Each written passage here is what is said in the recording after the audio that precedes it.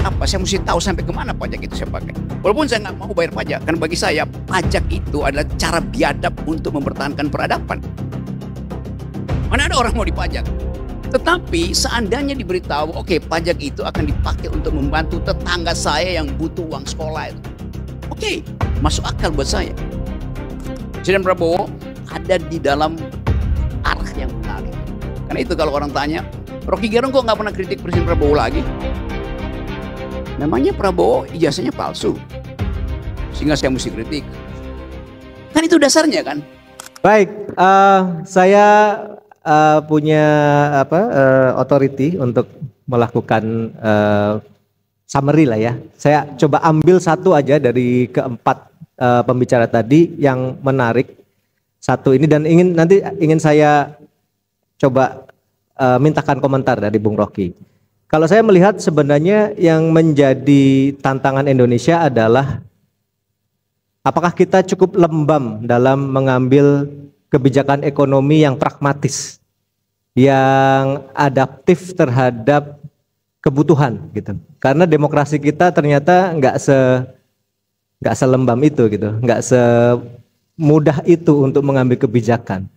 Dan itu juga mungkin yang membuat Trump menjadi seolah-olah semacam diktator di negara yang super demokratis gitu. Karena dia merasa jangan-jangan Amerika nggak bisa compete dengan Cina karena Cina sangat lembam dalam mengambil kebijakan. Sementara Amerika harus melewati berbagai institusi yang berat-berat itu untuk mengambil satu kebijakan. Sementara Cina bisa 100 kebijakan dalam sehari mungkin.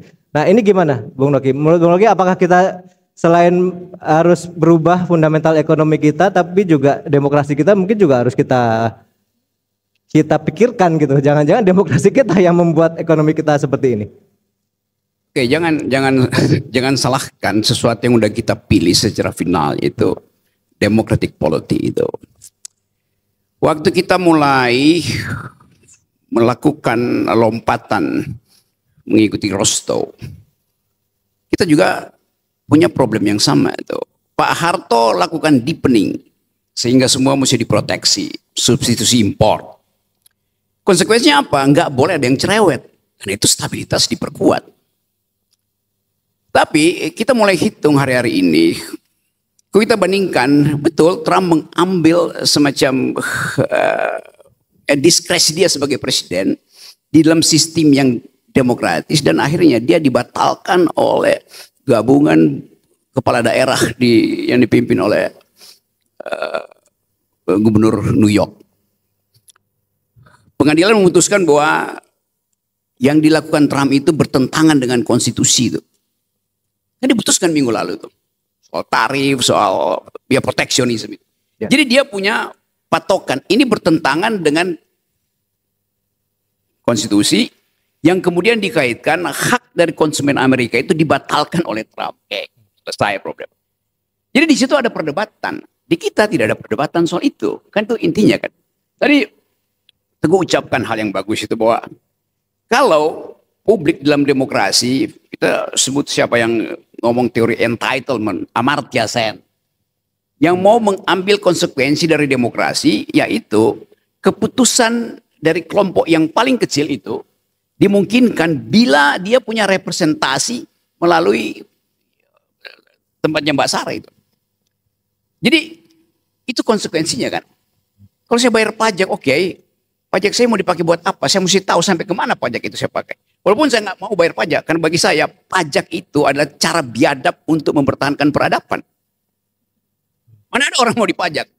Tetapi seandainya diberitahu, oke, pajak itu akan dipakai untuk membantu tetangga saya yang butuh uang sekolah itu. Oke, masuk akal buat saya. Jadi entitlement saya itu terwujud karena ada poin tadi itu. No taxation without representation. Nah ini yang mesti diajarkan sebetulnya pada partai-partai politik itu. Jadi mungkin satu waktu forum semacam ini kita buat, yang datang di sini adalah bupati-bupati ini, apa namanya itu, para bupati, wali kota segala macam. Ya. Supaya idenya nyatu sama itu. Nah kita tidak didesain untuk menghasilkan kebijakan yang tanpa alas konstitusi kan.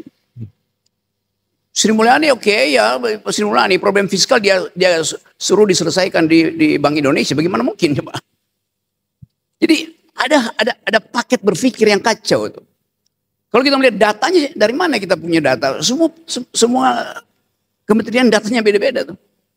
Zaman ibu tadi di dana reksa dulu. Dulu tahun 80 awal sampai 90-an itu cuman ada 3 lembaga riset yang datanya saya percaya. 1 adalah LP3S. 3 ada LP3S, 2 adalah Kompas, 1 adalah dana reksa. Dana reksa collecting data itu bahkan untuk dipakai oleh politisi dia percaya. Sekarang bagaimana kita percaya ini data yang beredar itu, ini data apa yang kita mau pakai untuk mengambil kebijakan politik tadi kan. Jadi sekali lagi kita mau asuh forum ini itu. Oke, kita mungkin perlahan-lahan menginginkan ada pengertian bahwa negeri ini didesain secara sosialistis. Manusia yang adil dan beradab.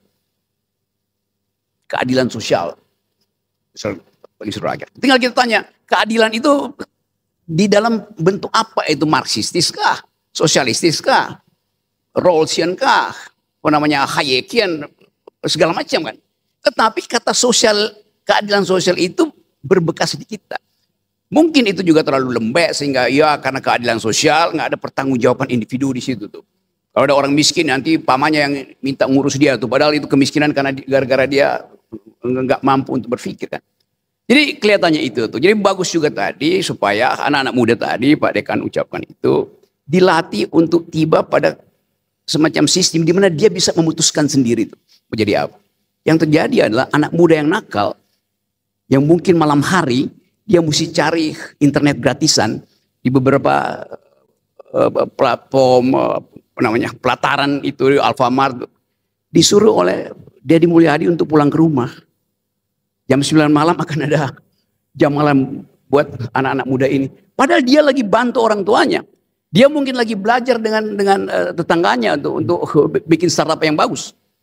Tapi oleh pemerintah yang nggak paham tentang apa yang disebut kuriositas itu, nggak boleh anak muda, anak sekolah itu harus jam 9 tidak boleh beredar lagi itu.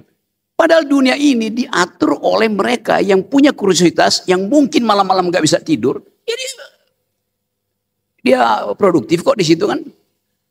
Apalagi kalau mereka kenakalan mereka yang sebetulnya kenakalan yang kreatif itu diberi penalti masuk barak. Itu pentingnya kita coba ucapkan public policy dengan satu prinsip bahwa public policy itu dibuat justru untuk memancing kuriositas dan memancing kreativitas. Bukan public policy untuk diberi pada mereka sebagai objek, sebagai konsumen kan. Jadi itu maksud saya, kebebasan kita untuk menghasilkan kembali Indonesia yang berpikir harus dimulai dengan ketajaman untuk melihat problem kita apa tuh. Ada Cina problemnya, oke. Kita contoh Cina, oke. Tapi kita mesti pastikan Cina berhasil karena kapitalismenya itu ada di tingkat paling lokal, di bupati segala macam kapitalisme. Ya itu individu di desa-desa itu bersaing kapitalistis. Tetapi ada disciplinary society melalui partai tunggal komunis kan. Jadi kita mau coba bandingkan sebetulnya, tapi itu tidak fit and proper perbandingannya itu. Ya. Jadi konsekuensi itu mesti kita hitung. Nah itu mungkin penting kita satu waktu kita bikin semacam, saya usulkan supaya teman-teman di Fakultas Ekonomi seluruh Indonesia bikin kaukus untuk menghitung apakah teori-teori ekonomi yang kita adapt demi menghasilkan 8% growth itu dimungkinkan nggak di dalam kondisi global yang turbulen hari ini. Atau mungkin kita akan balik bahwa oke, kita butuh teori ekonomi, tetapi dengan memanfaatkan ya seperti sistem di LSI misalnya. Ada satu paket itu, economics, philosophy, and politics itu kan. Jadi saya kira dulu ada mata kuliah itu. Juga Pak Mitro dulu ngajar itu. Saya justru ingat Pak Mitro mengajar itu, public policy itu di universitas terbuka. Setiap malam kita tonton, waktu itu saya masih SMA nonton gimana Sumitro itu dengan diksi yang ketat itu menerangkan apa itu pekerjaan, apa itu inflasi, apa itu bagaimana membaca APBN tuh. Jadi orang dididik untuk tahu itu tuh. Nah, kita bring ideas back di dalam sistem semacam itu. Jadi mungkin nanti forum ini akan memfasilitasi semacam upaya membuat a new kind of curricula yang di dalamnya ada aspek metodologi ekonomi, tetapi ada variabel sosial, ada variabel environment, ada variabel gender di situ, supaya dia satu paket. Bahwa Bappenas bikin itu, tetapi itu nggak dipahami oleh bupati-bupati di daerah itu. Saya banyak bertemu dengan mereka dan seolah-olah mereka buta huruf bahwa oke, pendapatan kami segini 3 triliun, ada yang 7 triliun, kami mau bikin ini. Iya, tapi nggak dituntun oleh satu paradigm itu. Itu soalnya. Mumpung Pak Prabowo dengan cara yang sangat ketat menginginkan ada evaluasi besar tentang kehidupan ekonomi kita. Kan zaman Pak Harto temanya adalah apa namanya? Deepening itu, substitusi impor tuh.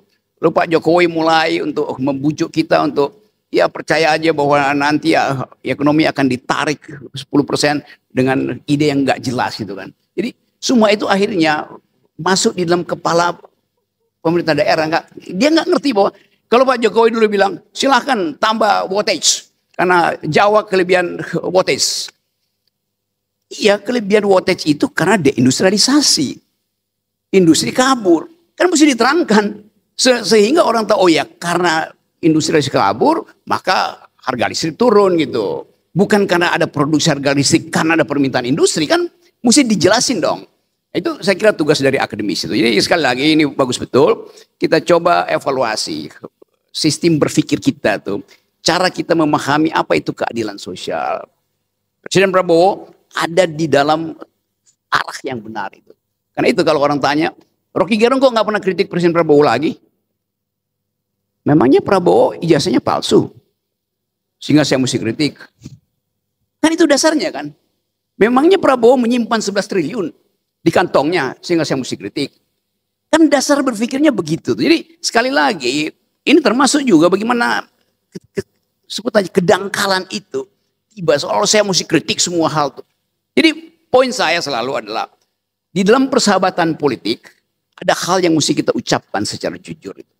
Di dalam persahabatan akademis kita batalkan mereka yang dari awal hipotesisnya itu gagal. Itu intinya sebetulnya. Kemarin saya coba bayangin, saya mau terangkan juga ini supaya kita lihat bagaimana masyarakat kita tidak mampu sebetulnya untuk tumbuh secara rasional. Profesor Sumitro tumbuh secara rasional karena belajar tentang cara berpikir akademis di Eropa. Dia tumbuh secara ideologis karena dia menginginkan apa yang dia pelajari itu tumbuh di dalam sistem politik kita. Maka dia bekerja sebagai teknokrat, junto politician melalui Partai Sosialis Indonesia itu. Kan dasar-dasar itu ada di kita kan. Nah di kita sekarang itu pemimpinnya itu ya udah IQ-nya dangkal, apa namanya, mode of thought-nya itu berantakan. Tapi terus-menerus pamerin di Instagram, di TikTok segala macam bahwa dia bertemu dengan rakyat. Kan palsu itu.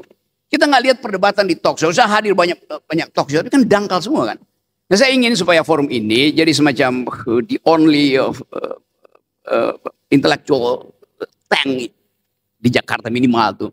Dan kalau ini kita lakukan, maka bupati-bupati yang kita undang di sini dia akan tiru di daerah-daerah. Sehingga ada satu jalan pikiran, ada satu paradigma, ada satu metode untuk mengatakan bahwa Indonesia yang berpikir bisa ditemukan kembali dan dipercepat melalui kebijakan Presiden Prabowo. Baik, terima kasih Bung Rocky.